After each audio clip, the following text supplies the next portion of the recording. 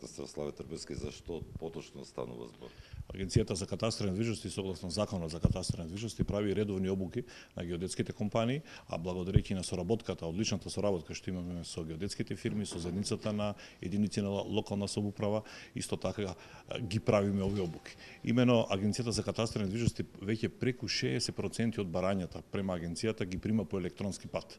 Поврзани се преку 700 професионални корисници, а најголеми корисници се нотарите, геодетските компании и општините.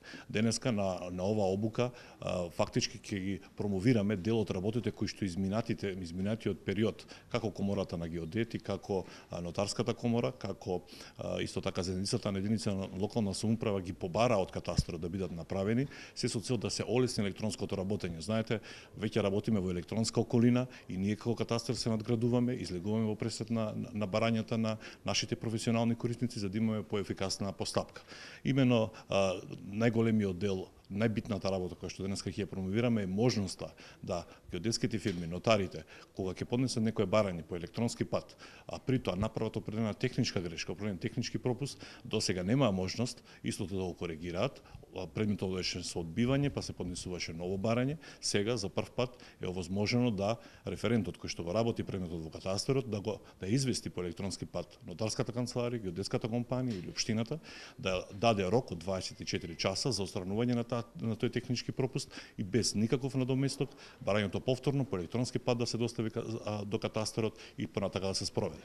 На овој начин ги намалуваме трошоците како на нотарите, на геодетите, на општините, но исто така и на граѓаните или на инвеститорите кои што се фактички дел од целата работа, бидејќи катастарот запишува објекти, издава податоци, значи комплетно работи со овие професионални корисници. Исто така имаме уште други две новини кои што денеска ќе ги промовираме. Регистарот на градежно земјиште е веќе во завршна фаза, така да веќе правењето на нумерички податоци кои што го прават геодетските компании мора да биде исклучиво по дигитален пат, бидејќи имаме дигитален катастарски план, имаме дигитални урбанистички планови, така да денеска ќе ми презентираме новата можност која што ја нуди катастарот, а тоа е изработка на нумерички податоци по дигитален план и уште една работа која што пред се беше барање на геодетските фирми, тоа е да кога ќе се направат определени технички пропусти во самиот геодетски елаборат, во тој случај да се даде можност да може да направат анекс кон истиот за да се коригира и на тој начин граѓаните со помалку трошоци да може да се завршат работата во катастарот. Отворените денови на катастарот и натаму продолжуваат уште кои градови ни остана? Па ние продолжуваме со отворените денови на катастар, некаде во февруари 2017 година треба да ја продолжиме. Денеска сме во Могила, во Новаци, веќе тимови од катастарот се веќе таму работат со граѓаните, веќе од наредната недела сме во Струмица, во Василево, во Ново село, во Босилово, така да ги повикувам граѓаните да ги искористат овие денови, отворени денови на катастарот, да дојдат да ги посетат и нашите служби се на лице место во рамките на законските можности стоиме на располагање да им помогнеме. Пред 10 денови бевте во гости на отворени денови, имам аманет да ви се заблагодарам од страна на еден граѓанин на кого и помогнавте, околу 50 имавте во тој ден. Ви благодарам. И оден тоа би било сет од тук од Гостивар, доколку имаш некое прашање повели.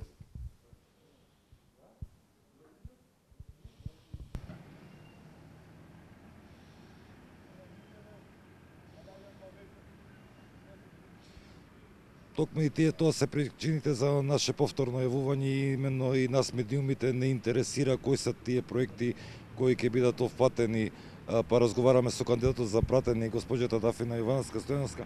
Кои се тие проекти? Значи во програмата реално на ВМРО ДПМН за катастарот предвидени се нови 21 проект кои што катастарот ќе го направат уште помодерна институција која што ќе им служи на граѓаните и на бизнис заедницата.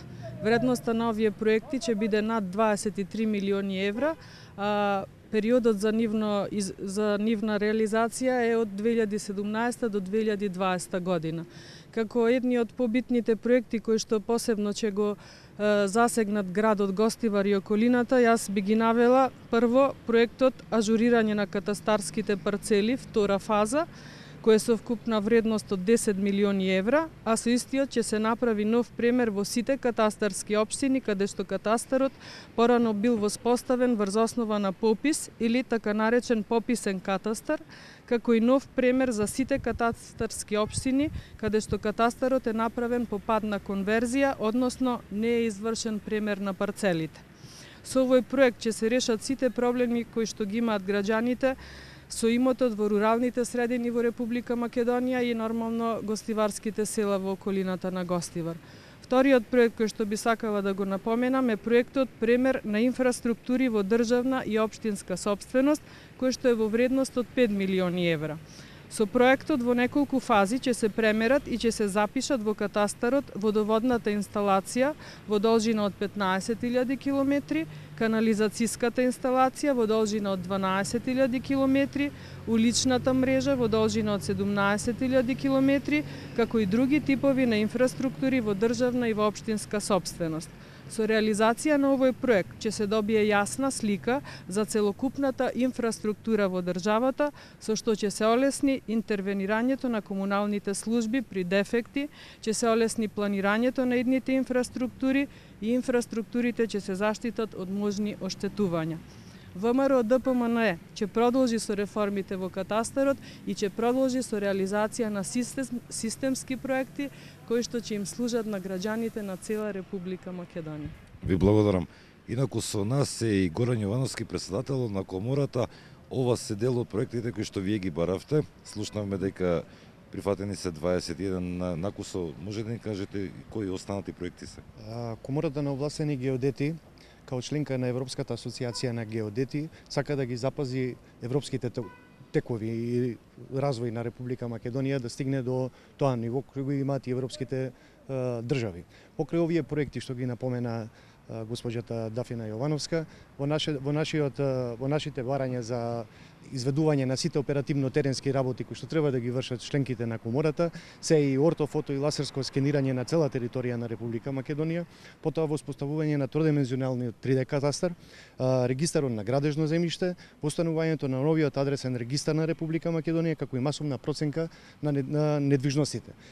И секаде каде што има потреба за вршење на оперативно-теренски работи, треба да ги вршат приватните геодетски фирми.